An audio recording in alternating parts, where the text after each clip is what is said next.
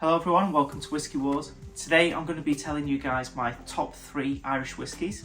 Now in front of me I've got around 35 whiskies. I'm not going to read through all of them because it'll just take too long. If you are interested in knowing what whiskies I've got, I recently reviewed about a month ago my entire whiskey collection, and I go through all my Irish whiskies and name each one. So if that interests you, that's also on my channel. But the purpose of this video is just going to be as short as possible, really. A video just telling you guys my top 3 whiskies, and I might touch on a few notes on each of those whiskies. So if you like this style of video, please do leave a like and click the subscribe button down below. It really helps the channel to grow. I know my bourbon video got quite a few views doing the top 3s and the worst 3s. I'm going to be doing the same here since it's Irish Whiskey Month now in March. So it's no secret of mine that I do tend to favour whiskies coming from the Middleton distillery. However, that doesn't mean that they're always my favourite. There are whiskies from other distilleries in Ireland that I absolutely love. I just want to give a quick special mention to a whisky that got really close to entering my top 3, but it didn't quite make it. But I'm sure as these whiskies do get older, because it is a fairly new distillery, then it could well creep into the top 3. I think if I did a top 5, it would be in. And that whiskey is going to be the Midnight Silky. Now, this is a peated whiskey. I have to be honest, peated Irish whiskies, I don't tend to enjoy too much. I do tend to prefer peated Scotches more than I do peated Irish whiskies. The peat just tastes a little bit different, and it seems to match the flavour profile a little bit better. However, having said that, I have the Dark Silky, the Midnight Silky. I've also previously tried a lighter peated Silky. I just forget the name of that one, and I've enjoyed all of them.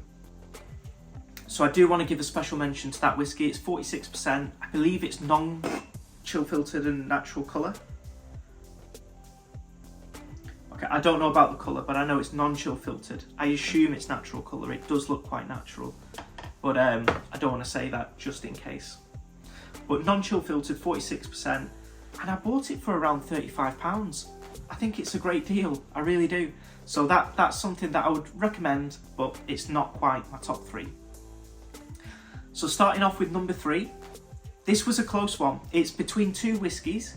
I've reviewed them before on the channel, so if you do want to know the differences, it's on my channel, and that is the Yellow Spot against the Redbreast Lustau. So the Yellow Spot, it's 12 years of age. It's been aged in 3 different types of cask. We have ex-bourbon, sherry cask, but also Malaga casks. Also non-chill filtered. I think it's also 46%. It is. It's a great whiskey. And price is a big reason for this. I do tend to favour the Redbreast Lustau. So they're roughly the same age. The Lustau might come in a little bit younger. It is non-age stated. From everything that I can see, it's anywhere between 9 years and 13 years. So a little bit younger probably than the Yellow Spot.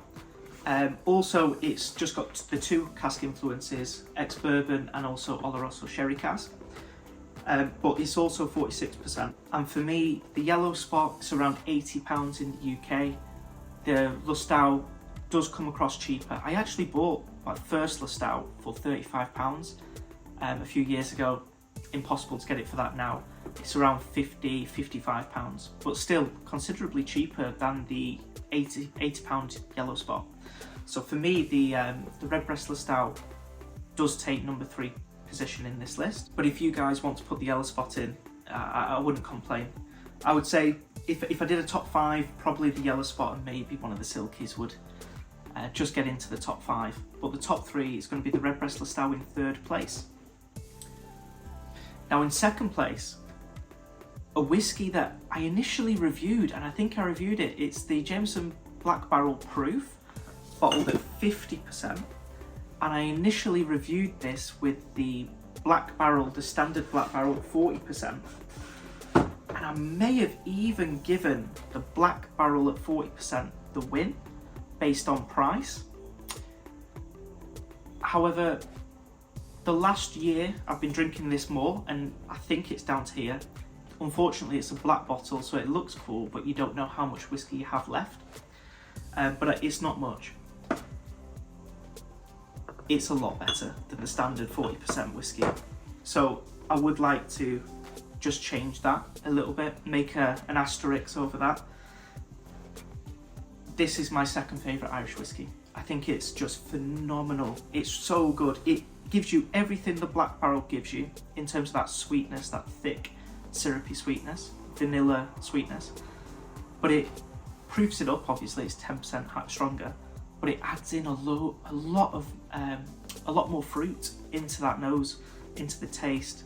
The finish is longer. It's a really exciting whiskey. I get hints of tropical fruit as well in there, which I love in Irish whiskey. So for me, that's my number 2 whiskey, the Black Barrel Proof. Unfortunately, it is limited edition and I can't seem to get my hands on it anymore. I picked this one up in duty free for, I think it was around 40 euros. Phenomenal, I know, I wish I could buy that again, but I can't, unfortunately. But number 2, Jameson Black Barrel Full Proof. So the grand reveal, what is my favourite whiskey of all time? And to be honest with you, it was coming down to 2 whiskies really. They're both Redbreasts. I didn't know which one to choose. And